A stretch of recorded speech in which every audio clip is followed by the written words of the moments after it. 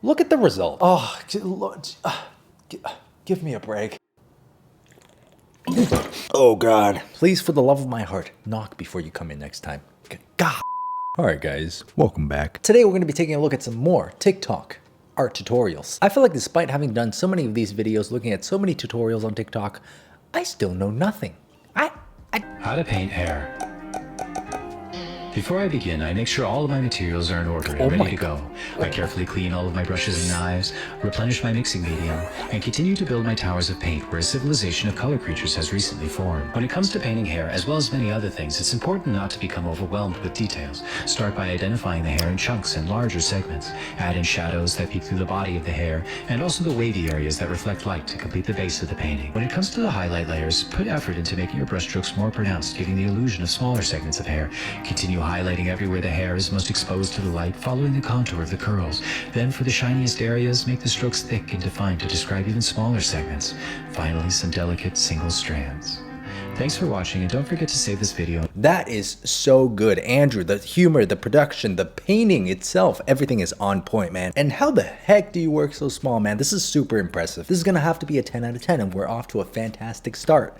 Watch how I bring my designs to life in partnership with Adobe Illustrator. With the new generative... Hey, how about I generate my foot up your ass? So many times I hear people say that they hate the smell of oil paint, but oil paint should not smell. Oil paint itself is just pigment suspended in a drying oil. It's definitely harmful to accidentally eat the paint, but oil paint isn't harmful to smell. The reason there's a myth that oil paints smell and are bad for your health is because of the historical use of solvents. But today, most artists use slower evaporating, less toxic, and less smelly solvents. That's an 8 out of 10. Very informative, very helpful. As somebody who regularly sniffs and eats oil paint, good to know that it's not causing me any harm. Thanks. If you can draw a circle, the number 2, a lemon, and a box, then you can draw this. So grab the nearest pencil and start drawing a large circle with a smaller one in the top corner of it. Next, draw a big number 2 for the dragon's body and then make it thicker. Now use a box to outline where the mouth will go and draw in the eyes using 2 small lemon shapes. Then once you've added in all the scales using curvy boxes, we can now start adding some dragon fur using these upside down U shapes, as well as the dragon's hair, which I'm doing by drawing these wavy lines pointing in different directions. Whoa. Then add more fur to the dragon's head using U shapes of different sizes, and then draw in the nose, the lips, the teeth, and the tongue. Look, I was gonna give you a 10 out of 10 for the goofy dragon, but box, oh my god, stop with the boxes. 1 out of 10 for the box. Man, everyone's trying to trigger me with these boxes. I see a lot of artists gridding or tracing photos in order to paint over, but the thing is you can't paint what you don't know. And even if you have perfect accuracy like you did when you traced, it's not going to turn out right, because art is about understanding what you see, not just copying it like a photo. The eye is a ball, and that ball sits in the eye socket, right? We have the brow bone that comes over, comes in a little bit, and then we have the cheekbone, and then we have the inside of the socket. Now that we know that this is a ball, we can wrap our lids around that ball. It's not just about copying the angles, it's about understanding the function of what it's doing. While I go ahead and block these darks in here, I think it's a little bit of a shame. We have a whole lot of people now who want to learn how to take their art to the next level, who have been drawing for a while. 5 hours later. They grew up being told that it's just whatever they wanted to express. 5 hours later. If you want to take your game to the next level, if you want to be a professional illustrator or work for a game company, you do have to learn the fundamentals. How long is this? 5 hours later. I've been picking away at this for 5 or 10 minutes now, and I think what makes this painting so masterful is this variety of edges. There's a lot of playfulness here. 5 hours later. On the underside, there's these very wispy, playful edges between shapes. 5 hours later. Like the edge between 2 shapes, and making it Oh, stop! Look, man, fantastic tips at the beginning. I completely agree that if you want to take your art to the next level, you've got to know your fundamentals, okay? You got to put in the work, you got to grind a little bit. You had me right there, man. You had me until you started speaking Japanese. That's a 3 out of 10. 3 rendering styles. Okay, wow. What a cool pose. It's very dynamic. She's looking like a sleep paralysis demon. Realism. I always struggle with this style. I never feel like it's quite finished. Yeah, I can kind of agree with that, because realism, there's always a little bit more to do. You know, you always feel like you could add a little bit more detail. Black and white. Oh my god, that's fantastic. I love this. Cell shading. So this should be like a slightly more stylized, more simplified version of realism, right? And it looks to be that way. That's good, man. That's really good. I love the commentary. I love the process video. 10 out of 10. Style Studies Part 1. Gather references.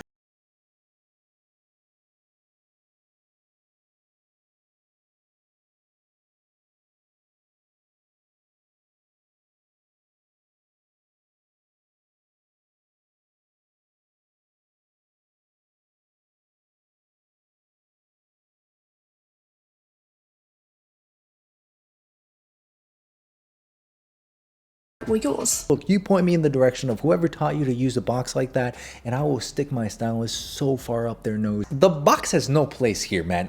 Look, the box is good for certain things. The box is good if you're trying to get perspective on something, like you're seeing a character in a really strange angle and you want to be able to bound them in that perspective. A box is great for that. But a box is an inorganic shape, and basing your entire head off of a box does not lend itself well to drawing the human face. See, like at this point right here, you get a little bit confused because the center line doesn't go down the face and the eye line doesn't really run across the front plane of the face. 3 out of 10. And stop with the boxes, you guys. This video is going to be titled Sam versus Boxes.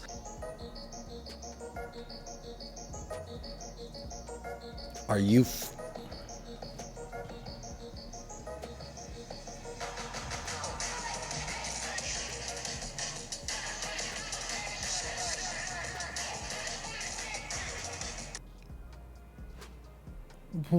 First of all, this head is ridiculous. Bro's looking like Megamind. If you're looking at somebody from an angle like this, the cranium looks smaller, much smaller because of the angle here. You see a lot less of it than if you were to see me from this angle. Now you see, all you see is cranium. What is the box doing here if you're just gonna draw the organic shapes over it anyways? This edge of the box doesn't even align with the side plane of the face. I would get it if you're using that box to frame like the front plane of the face, but we're not even doing that.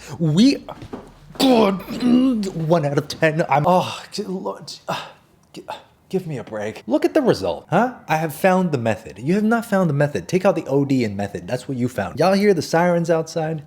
That's the ambulance for me, because I'm about to have a heart attack. This is gonna be really quick, so pay attention. I have the sketch thing that I clean up, and then I blush, and more blush, and then I go color pick my skin, and then I grab a color that's more red and darker, and I shade around. And then I color pick my skin again, and I go more yellow and lighter for highlights. And that's kind of what that looks like. And at this point, this is optional, but I like to use multiply layers, and then I bucket fill it with a gray color. And then I go ahead and erase parts where I have lighting for a more dramatic effect.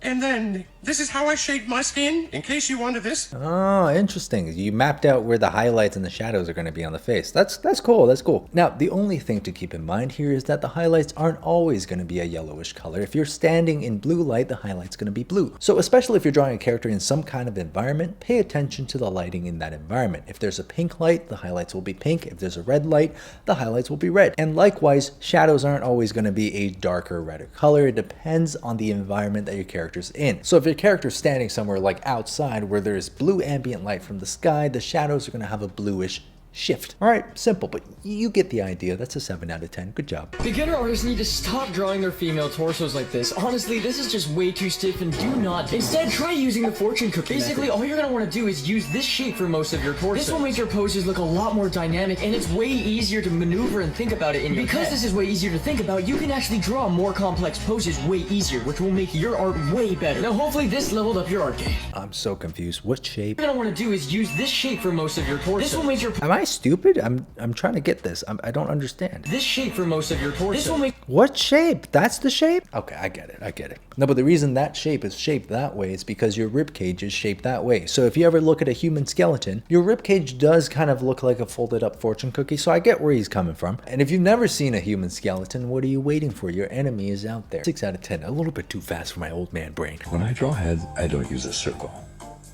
And I don't use the Loomis head either. Oh my god, who is this diva? Oh. As I've progressed in my artistic journey, I've figured out that it just doesn't really work for me, and it was kind of limiting what I wanted to do. The beginning was an exaggeration. Sometimes I do use circles for heads, but I also use rectangles and squares and triangles for heads as well. If you haven't already, watch Ben Ebelin's video on the Loomis head and how he draws heads, because that really changed how I thought about heads. One of the best lessons from that video is to draw with different shapes. The main reason I see artists suffer with same face syndrome is having the same head shapes. I think drawing from a circle and the Loomis method can be a contributing factor to this. Now, you may be worried that your proportions may look off, it may look weird, but even with the Loomis head, the proportions are meant to be changed. It's only a base to modify once you're used to the basics. So the main thing you should take away from this is draw faces however you want and try not to worry too much about being perfect. That's a great video, man. That's really good. I feel like a lot of people, when we're being taught these rules for art, like the Loomis head method, kind of take it really literally and follow it to a T all the time. But it's good to understand that there's always exceptions to every rule, and as your skill starts progressing, you can start breaking the rules. I love Ben's work, and the person who made this video is obviously quite advanced, so he's able to manipulate these shapes very effectively without being stuck to the Loomis head. Now, while it's cool and all to say, hey, you don't need to follow any of these rules, you can just go off and do crazy shapes for your characters, it's good to remember that the rules are there for a reason, especially if you're starting out. It helps you tremendously to follow guidelines and understand where things go on the face and how it's constructed. You gotta know the rules before you break them, okay?